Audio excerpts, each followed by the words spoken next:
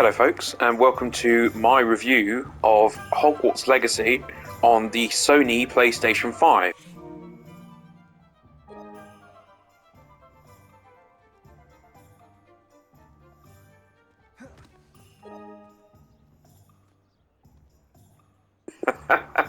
Well, please ignore that. Anyway, this is my review of Hogwarts Legacy on the PS5. So, to start with, let's talk about the obvious thing, graphics. This is an Unreal Engine 4 game, and I've got to say, they have leveraged this platform and engine to the max that it would appear they can. It's beautiful to look at, in all honesty. The animations are excellent. Even the lighting and stuff is generally really good. There's a couple of issues sometimes with textures and things kind of warping a little bit, or you walk into a shop, like you walk into... This one doesn't open. I'll run down here. You walk into this shop and there's some texture issues. Well, this is embarrassing. Oh, here we go. So you walk in here and you can see some of the textures on the windows and that just kind of popped in. Sometimes there's little breaks in the texture, like around the door where there's sudden bits of light coming in. This is very minor stuff really, but on a system with a fast SSD probably shouldn't be happening, but again, it's nitpicking really. In terms of sound, surround sound is good, but not amazing. It's not the kind of game that's going to have tons of surround sound effects. But the music is quite beautiful, and the sound effects are excellent, as well as most of the voice work too. So how does this game deal with the Harry Potter lore? Well, I've got to say, extremely well. I was never the biggest Harry Potter fan personally, but I have to say this game has really converted me to the Harry Potter universe. It's just magical, which I know sounds a bit cliche to say a Harry Potter game is magical, but this is magical.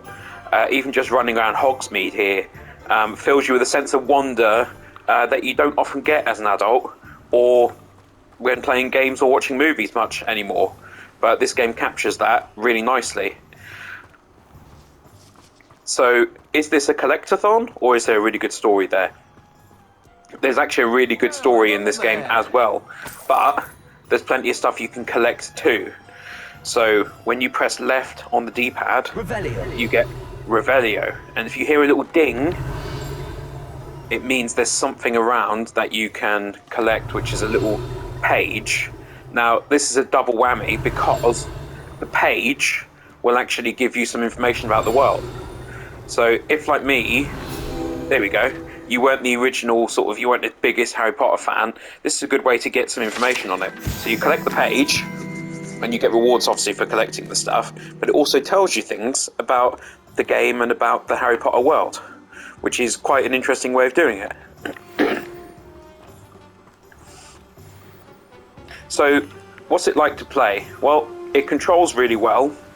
The spells are easy to cast, and the combat is quite intuitive, if perhaps a little bit simple. There's plenty of difficulty options as well. There's a fast travel mode, which I've just unlocked here. You don't need to go to a specific point, but you do need to go to them originally to unlock them. After that, you can fast travel from the map. So right now we're in Hogsmeade, but if I decided, let's go back to Hogwarts, you open up the map, and here you have the world map and Hogwarts. So if you click on Hogwarts, you can then go anywhere. So let's go to the library, which I haven't unlocked apparently, even though I've been in there.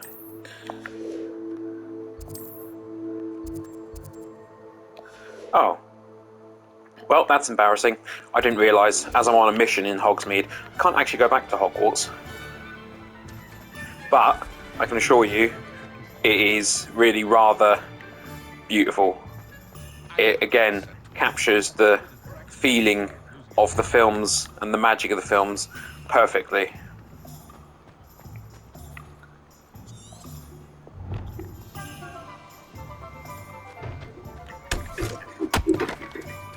You can interact with so many things in the world as well. And I know there's a lot of people out there who really love cats. There's a ton of cats in the game for you to interact with as well. There we go. Happy catty. So there's so much stuff to do in this game. I'd say it's probably got a runtime of, depending on how good you are at games and whether you do all the side quests, I think you could probably get 40 to 50 hours out of this, which for a game that costs probably 50 to 60 pounds is pretty good, I have to say. It's a pretty good value proposition. Here's another thing you can just interact with. So let's have a look at that map again. So you can see even the map of Hogsmeade is pretty big. There's a good amount of stuff to do here. Plenty of little places to go and things to collect and whatnot. And here's the world map. So you've got Hogwarts there. We haven't been here yet. Hogsmeade. There's all these other places that we can go to that we haven't even unlocked yet because it's such a big game. But I really wanted to get a review out there so people can see how good this is. Everything's done in a fun way, like even the challenges, collecting the field pages, for example. You collect them, you then get information about the Harry Potter world, which is brilliant, but you also get rewards for collecting the stuff, as you can see. So I'll be unlocking this soon. A new scarf, something to wear. Also, another thing that I really enjoy about this game is when you go into your gear here, you can change appearance. So for example, you can be wearing something that's quite high end, like my crazy glasses that I've got on here. Now some people might say, oh, I hate the look of them, but they want to still be wearing the high end stuff. Well, what you can do is keep that on, but you can change it so it looks like this. So you still get the benefits of it, but you don't have to have the looks of it. You can fully customize your wand as well, which is excellent. I did enjoy that. I'm sure some people will absolutely go crazy for it. Customize your look completely. The character creation tool is not as strong as I would like. You only have a limited selection really of things that you can change about your appearance, but you should be able to get someone who sort of resembles you a little bit. You got your standard inventory. Haven't got my talents unlocked yet. You got your standard thing here with your quests and whatnot, where you can track them. Haven't got any owl posts yet either. And there's a pretty comprehensive set of video options as well. For example, you've got fidelity, which prioritizes resolution but at the cost of frame rate and hits you down to about 30.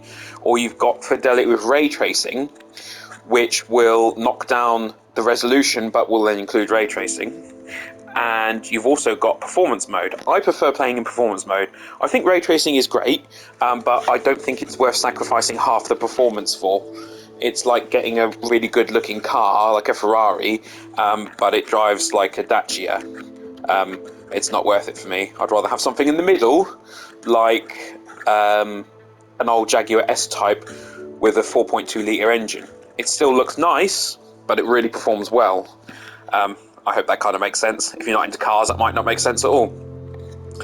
There's also options to change the frame rate and whatnot, but that's only if you have a 120 Hertz TV, which I do not, unfortunately. You've also got different settings for your sounds. So you've got home cinema, headphones mode, night mode, soundbar, and TV. Obviously, I have a home cinema system, so I leave it on that. So there's a lot of different options in here. You level up as you collect things and do missions, and you've got your collections. I forgot to show you that. So you can go in there and have a look at all the things you've collected throughout the game, and it has a little bit of history on them as well. So quite a big world really. I haven't even managed to fully explore it yet. So I would say don't listen to the people who claim this game promotes evil in the world, or witchcraft is evil, or this game divides people. That's all rubbish. A lot of people worked really, really hard to make this game, and I think they should be rewarded for their efforts. It's a brilliant game, it's fun to play, it's well made, and it's very, very clever. And if you love Harry Potter, you'll definitely enjoy this game a lot. I haven't played the Xbox version or the PC version. I'm told that the PC version can sometimes suffer from micro stuttering, and that the Xbox version has a worse frame rate. So right now, despite being a PC gamer as well, I'd have to recommend the PlayStation 5 version, just based on the information that I have about it. This game will be coming to PS4 and other systems in April, so you might want to wait till then if you have an older system, and then it's likely it'll be at 30 frames per second, but it's not the kind of game that demands 60 FPS, in all honesty. So I hope you found this review useful, limited as it was in terms of world movement, but I don't want to ruin too much anyway for you. You've seen the graphics, you've seen how it plays, you've seen a little bit of wand action there. If you hold R2, you can do all your different spells and whatnot. So that's quite easy and fun. Well, I hope you've enjoyed it. If you have, please give this video a like, comment, consider subscribing, check out my Patreon if you wish, and thank you very much for watching.